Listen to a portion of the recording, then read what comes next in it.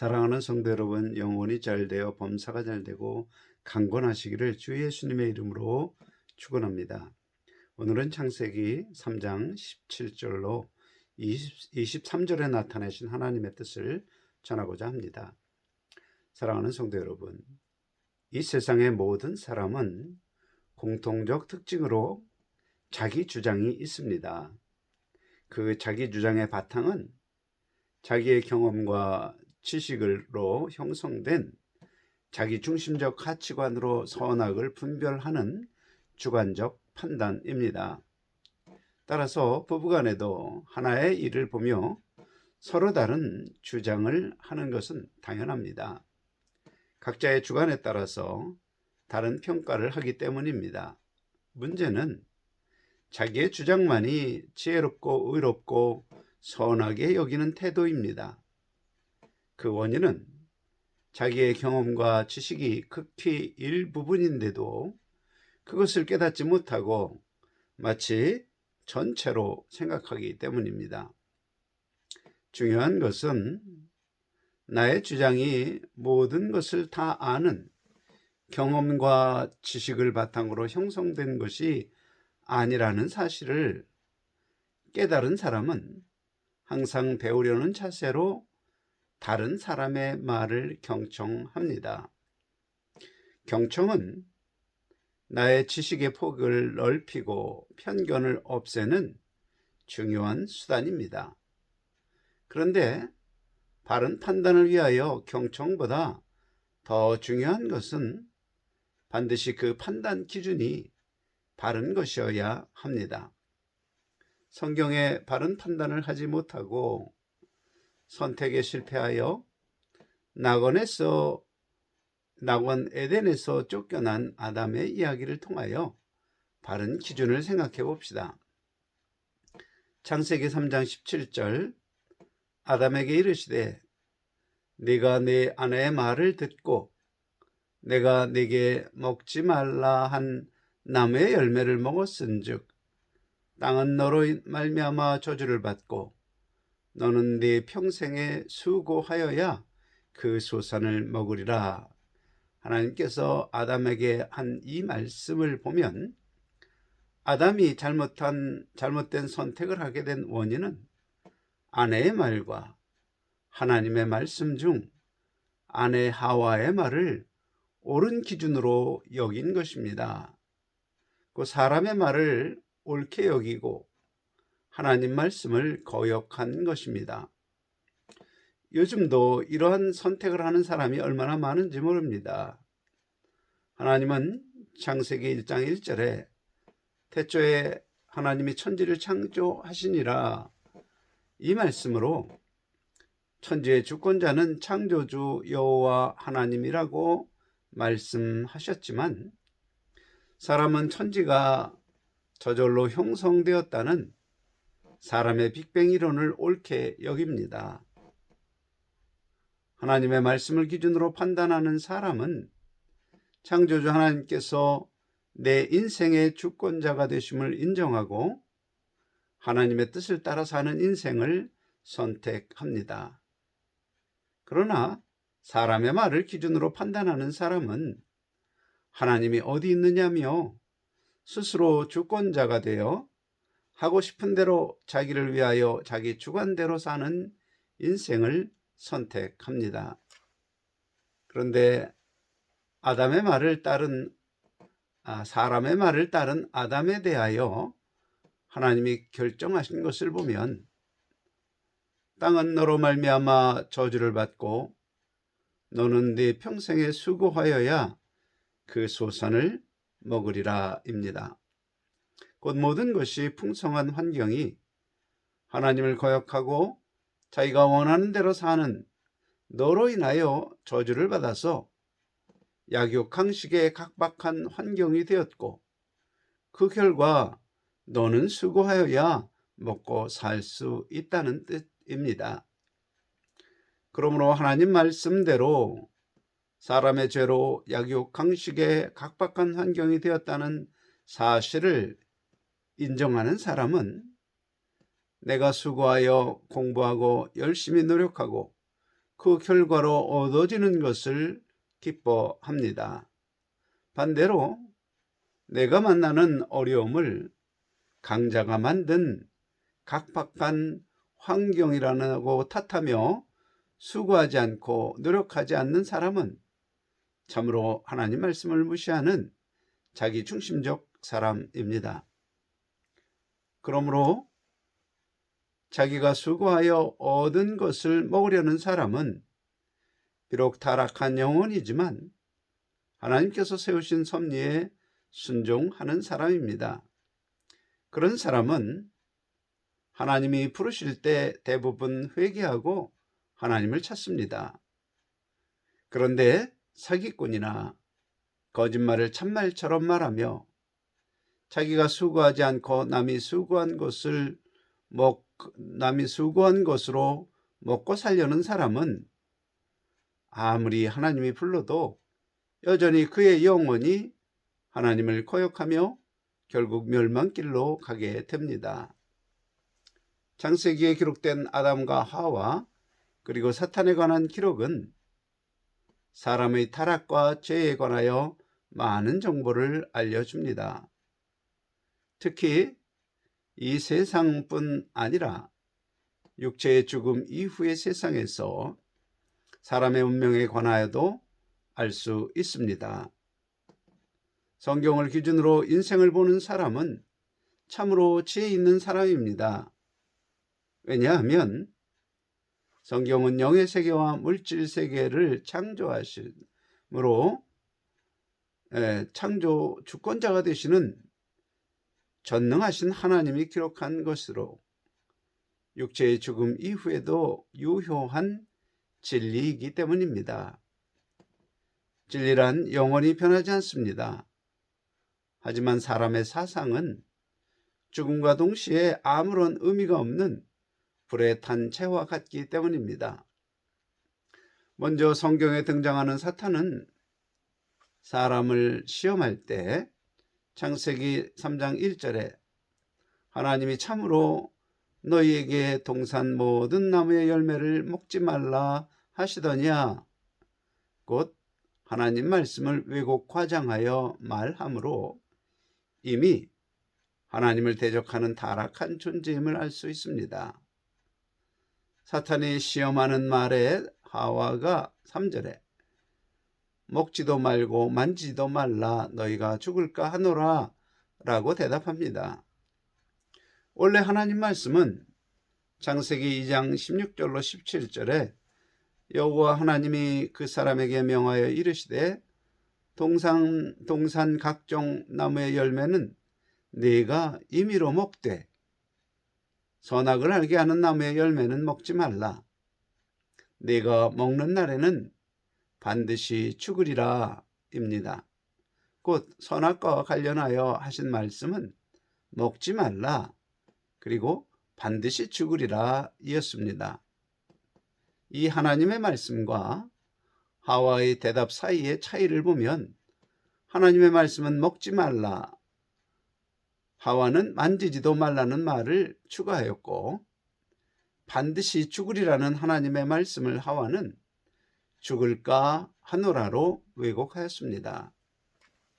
이러한 대답을 들은 사탄은 하와에게 하나님의 의도를 의심하게 하는 동시에 하나님처럼 되고 싶은 사람의 교만을 부추깁니다. 즉 하와가 반드시 죽으리라 라는 하나님의 말씀을 믿지 못하고 죽을까 하노라 라는 의심을 하자 사탄은 결코 죽지 아니하리라 는 말로 의심이 확신으로 변하게 합니다.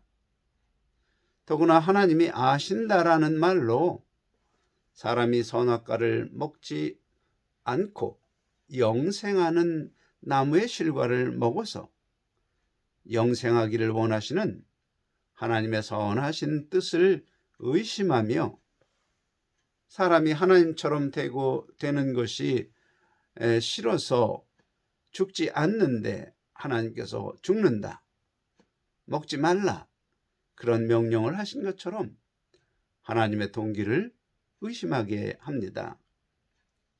이것이 사탄의 미혹이고 이것이 사탄이 쓰는 방법입니다.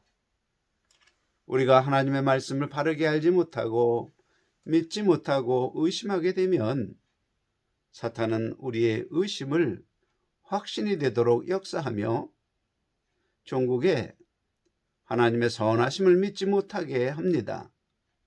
이러한 사탄의 미혹에 넘어가는 사람은 결국 타락하여 하나님을 떠나 죄의 법 아래 살면서 멸망의 길을 갑니다. 그러므로 사탄을 물리치는 가장 좋은 방법은 하나님 말씀을 정확히 이해하는 것입니다. 또한 내가 사탄의 미혹을 받는지 아닌지 판단하는 방법이 있습니다. 만일 하와처럼 하나님이 금하신 것이 탐스럽게 보인다면 내가 사탄의 미혹을 받는 것입니다.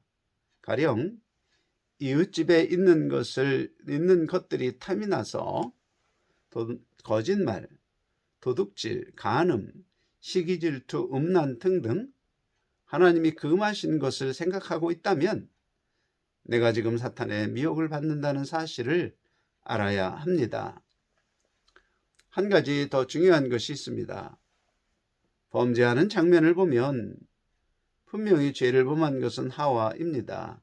그리고 디모데전서 2장 14절도 아담이 속은 것이 아니고 여자가 속아 죄에 빠졌음이라 말합니다. 그런데 하나님의 명령, 먹는 날에는 반드시 죽으리라는 이 말씀은 하와가 창조되기 전 하나님께서 아담에게 한 명령입니다. 따라서 하와가 알고 있는 하나님의 말씀은 아담으로부터 전해 들은 것입니다. 그리고 하와가 사탄과 말할 때 아담도 함께 있었습니다. 하와가 선악과를 따서 먹고 아담에게 따서 줄 만큼 가까이 함께 있었습니다. 그러면 죽을까 하노라 라는 의심의 말은 아담이 하와에게 전해준 말입니다. 하와는 다만 아담이 전해준 왜곡된 하나님의 말씀을 사탄에게 말한 것뿐입니다.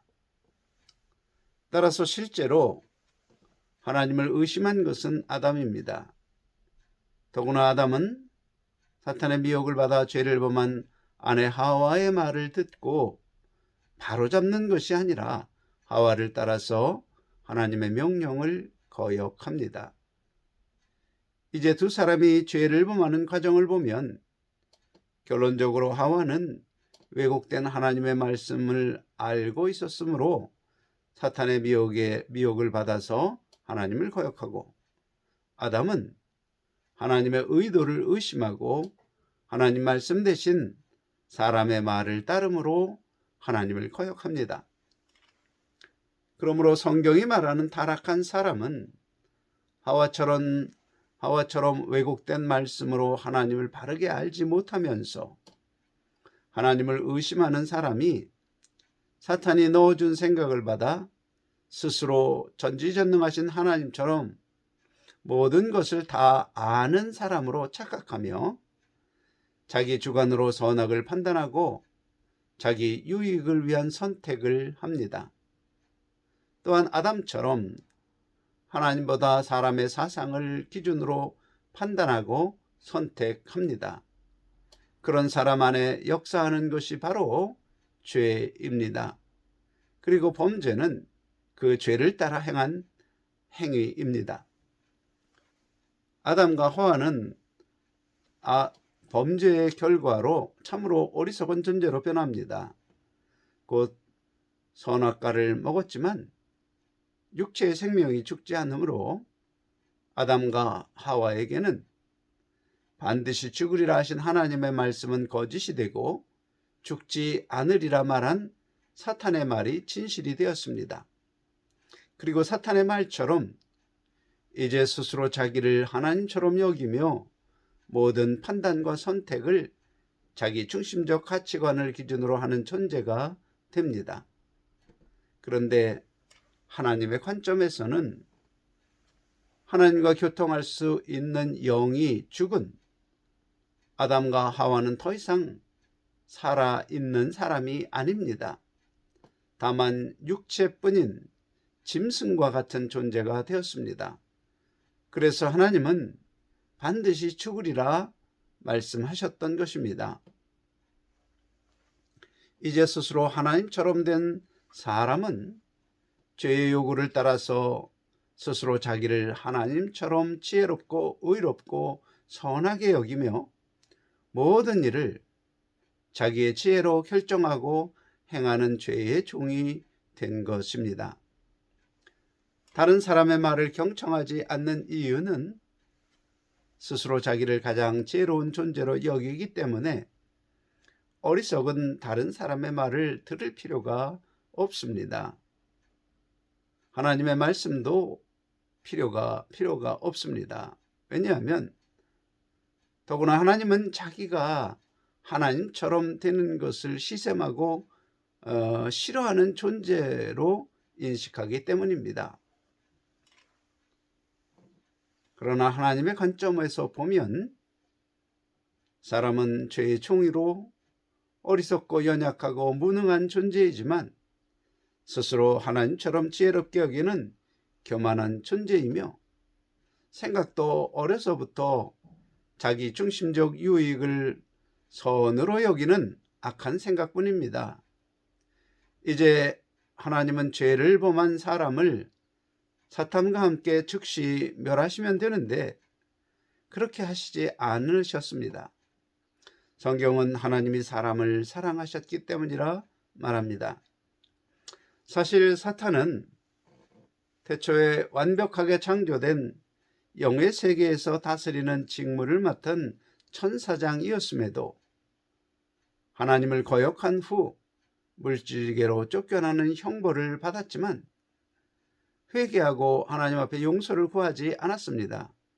오히려 하나님을 대적하려는 계획을 세운 것입니다. 그 계획은 하나님이 사랑하시는 아담이 사탄 자신이 범했던 죄, 곧 스스로 하나님처럼 되려는 죄를 범하도록 한 것입니다. 사탄의 지혜는 아담이 자신과 같은 죄를 범하면 하나님은 공의의 하나님으로 사탄 자신이 받았던 형벌과 같은 형벌을 아담 또한 받아야 합니다. 그런데 그렇게 되면 아담은 죽을 수밖에 없습니다. 아담이 죽으면 하나님의 창조 계획은 실패로 끝나게 됩니다. 왜냐하면 하나님은 완전한 분인데 실패하는 하나님은 더 이상 하나님이 될 수 없습니다. 따라서 하나님은 진퇴양난에 빠지게 됩니다. 아담에게 형벌을 면제하면 사랑하는 아담은 면제하고 사탄은 형벌을 받았기에 공의의 하나님이 될 수 없는 것입니다. 만일 아담에게 형벌을 주면 하나님은 실패하게 되므로 완전한 하나님이 되실 수 없게 된 것이 됩니다. 어떠한 경우를 택하여도 결국 하나님은 하나님이 될 수 없는 상황이 된 것입니다. 그러한 상황을 만들어 하나님을 대적하려는 사탄의 계획은 아담과 하와를 미혹할 때 이미 진행되고 있었던 것입니다. 하나님은 사탄을 천상에서 쫓아내셨듯이 아담도 에덴에서 쫓아내셨습니다.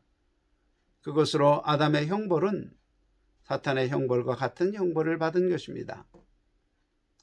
하나님의 입장에서 사탄과 사람의 죄의 모양은 같습니다. 스스로 하나님처럼 되려는 교만입니다. 그러나 내용은 다릅니다. 사탄은 스스로 결정한 것이고 아담은 미혹을 받아서 죄를 범한 것입니다. 하나님은 아담을 긍휼히 보시고 사랑하심으로 구원 계획을 세우시고 창세기 3장 15절에 내가 너로 여자의 원수가 되게 하고 네 후손도 여자의 후손과 원수가 되게 하리니 여자의 후손은 네 머리를 상하게 할 것이요 너는 그의 발꿈치를 상하게 할 것이니라 이 예언에서 여자의 후손은 바로 처녀 마리아에게서 나신 예수님의 탄생을 의미합니다. 그분이 십자가에서 사람의 죄의 형벌을 감당하셨습니다. 곧 아담의 죄, 모든 인류의 죄를 대신 감당하셨습니다. 그러므로 모든 죄는 반드시 벌을 받아야 하는 원칙이 세워진 것입니다. 따라서 아담의 범죄를 통하여 자기 죄의 형벌을 면제받으려는 사탄의 계획을 예수님께서 깨버리신 것입니다. 곧 예수 십자가는 사탄의 지혜와 계획이 담긴 사탄의 머리를 상하게 하신 것입니다. 하나님은 아담이 범죄를 하자마자 벌을 주신 것이 아니라 오히려 구원 계획을 세우셨음을 여자의 후손은 내 머리를 상하게 할 것이요 이 말씀으로 증언하시고 실제로 여자의 후손 예수님께서 십자가의 죽음으로 구원 계획을 다 이루셨습니다. 그래서 예수님이 십자가에서 내가 다 이루었다 선언하시고 죽으셨습니다. 그리고 그런 사랑을 보이신 이유가 사람을 사랑하시기 때문입니다. 사랑하는 성도 여러분, 독생자 아들로 우리의 죄와 형벌을 대신하게 하신 하나님의 사랑을 기억하시기 바랍니다. 이제부터는 하나님의 선하심을 온전히 믿고 인생의 모든 상황에서 진리인 하나님의 말씀을 기준으로 판단하고 하나님이 기뻐하시는 선택을 함으로 하나님이 예비하신 형통의 복을 이 세상에서 누리고 육체의 죽음 이후에는 영광의 부활에 이르는 참된 성도가 되시기를 주 예수 그리스도의 이름으로 간절히 축원합니다. 아멘.